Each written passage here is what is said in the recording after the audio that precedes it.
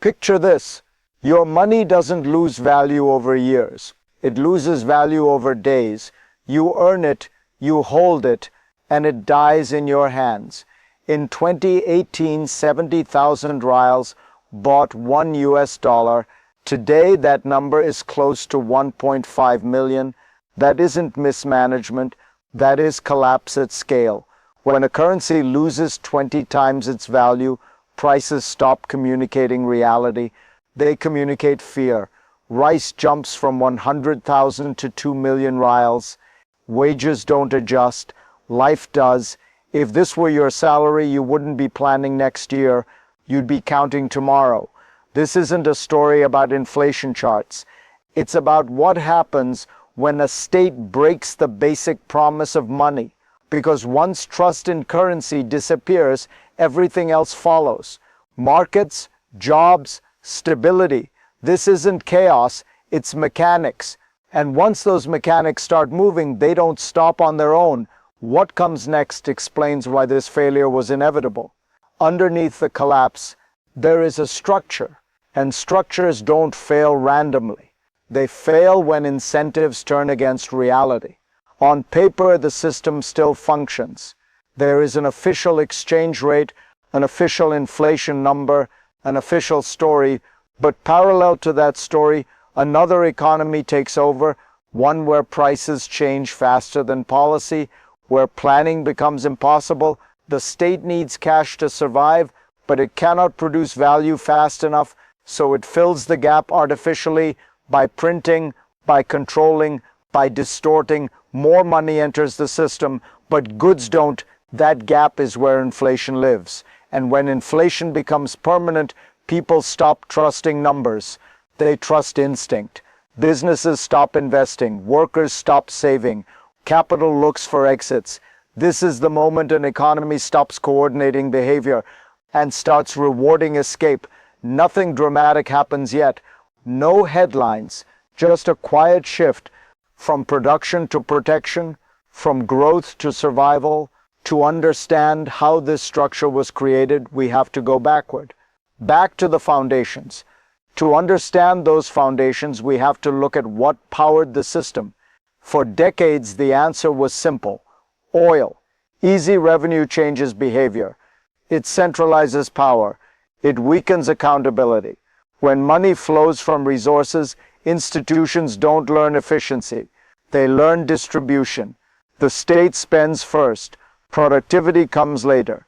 Sometimes never. Subsidies replace competition. Loyalty replaces merit. As long as dollars arrive, the system holds. But remove access to global markets, and the illusion collapses. Sanctions didn't create the weakness, they revealed it. Cut off from external finance, the system faced a choice: reform or compensate. Reform threatens power, compensation preserves it. So the central bank prints more currency, same economy. That imbalance builds pressure quietly.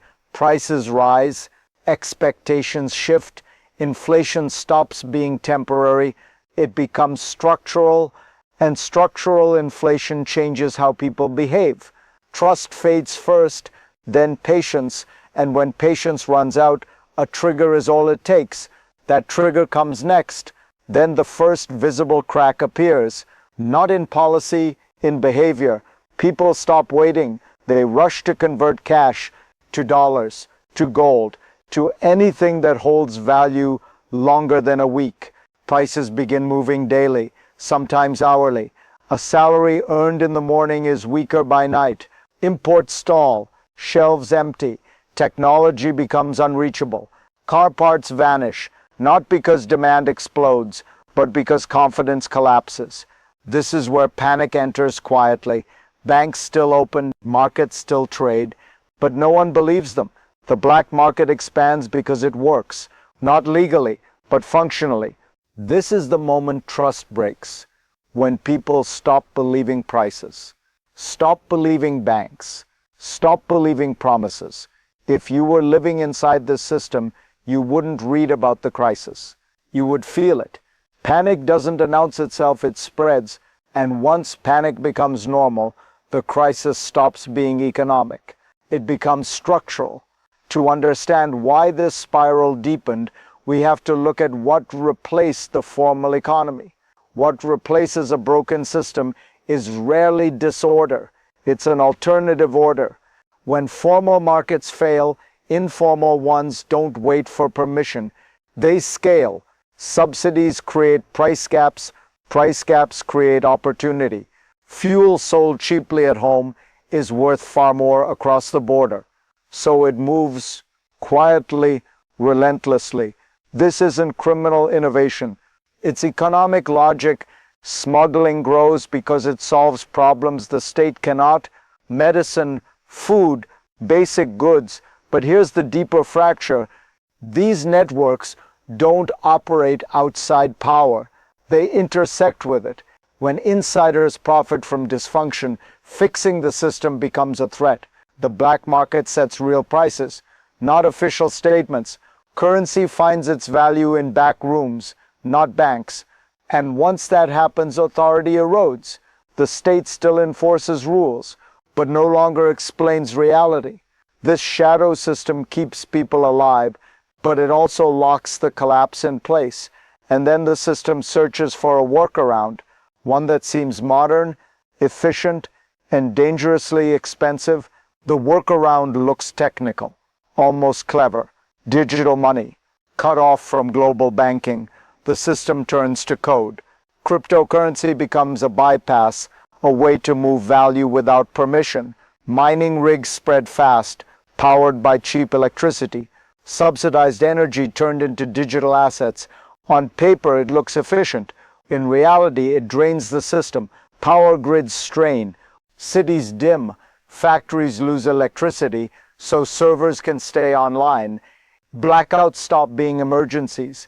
They become routine. Hospitals ration power. Homes sit in darkness. And access isn't equal. Those connected to power mine freely.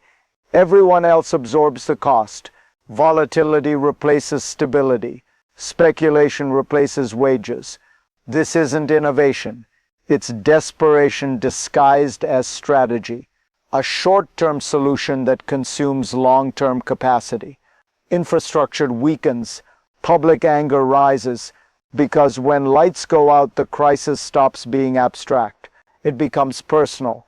And once daily life is disrupted, pressure moves from patience to confrontation. That shift comes next. This is where the crisis reaches you. Not the state, not the system, you. Because when economies collapse, they don't collapse on paper. They collapse at home. Your wages stay the same, but prices don't. Rent rises first, food follows, medicine becomes optional. You start cutting portions, skipping care, postponing life. Work no longer protects you. A full month's salary barely covers survival. Young people graduate into nowhere. Education without opportunity. And women are pushed out first. Not by policy, by pressure. This is how poverty spreads quietly. Not through famine, through erosion. If this were your city, you wouldn't argue ideology. You'd argue survival. This is the moment people stop asking for reform and start demanding change. Because when a system offers no future, obedience stops making sense. If this analysis helps you see what pressure really looks like, stay with me. Because what happens next doesn't stay local. It moves outward. When pressure moves outward, it reshapes the world around it. Economic collapse doesn't respect borders. Trade narrows. Supply chains reroute. Energy flows distort. Oil still leaves the country, but not freely. One buyer dominates. One channel controls revenue. That dependency removes leverage. Prices fall below sustainability. Income shrinks. And when income disappears, priorities harden. Domestic investment slows. Infrastructure decays. Military spending doesn't. Instability seeks balance through projection. Proxies expand. Threats escalate. Not to win wars, but to shift attention outward when pressure inside becomes unbearable. Neighbors feel it first. Markets price it next. Sanctions tighten. Tariffs loom. Every response triggers another. This is how internal collapse becomes geopolitical risk, not through intention, through necessity. Systems under stress don't choose cooperation. They default to force. And once force replaces trust, the margin for error disappears. To understand where this leads, we have to look forward, not at one outcome, but several. When a system reaches this stage, the future no longer moves in a straight line. It splits. There are three possible paths. The first is containment, limited negotiation, temporary relief. Pressure eases just enough to stop the free fall. The currency stabilizes, inflation slows, but never disappears. Life stays difficult, but predictable. This path buys time, not reform. The second path is stagnation. No collapse, no recovery. The system survives by lowering expectations. Informal markets become permanent. Young people stop hoping. The state endures, but legitimacy never returns. This is survival without progress. Then there is the third path, acceleration. Banks fail in sequence. Capital escapes faster than controls can stop it. Services fracture. Security loyalty weakens. Power doesn't transfer, it fragments, not into democracy, into competing centers of force. This is the most dangerous outcome, because collapsing systems don't negotiate, they dissolve. And dissolved systems don't end quietly, they explode. Which path emerges depends on one factor, whether the structure can change before pressure outruns control. That answer decides everything. This is the part most people avoid, because it forces a conclusion. Systems like this don't fail from one error. They fail because they cannot adapt. Every reform threatens the structure itself. Every compromise weakens control. Negotiation buys time. Repression buys silence. Neither creates a future. When money no longer works, when institutions stop protecting, when force replaces consent, collapse is no longer dramatic. It's logical. History is unforgiving that way. It doesn't care about ideology. It cares about adaptability. And systems built on control rarely survive sustained pressure. What you're watching is not an ending. It's a convergence. Economic decay, social exhaustion, political rigidity. When those collide, change arrives. Sometimes through negotiation, often through rupture. And the choice is rarely made by leaders. It's made by limits. If you want to understand how modern states break and what replaces them afterward, stay with me, because this isn't an isolated case. It's a pattern, and the next version of this story may not be far away. If this analysis helped you see the system more clearly, share it. Join me in the next video.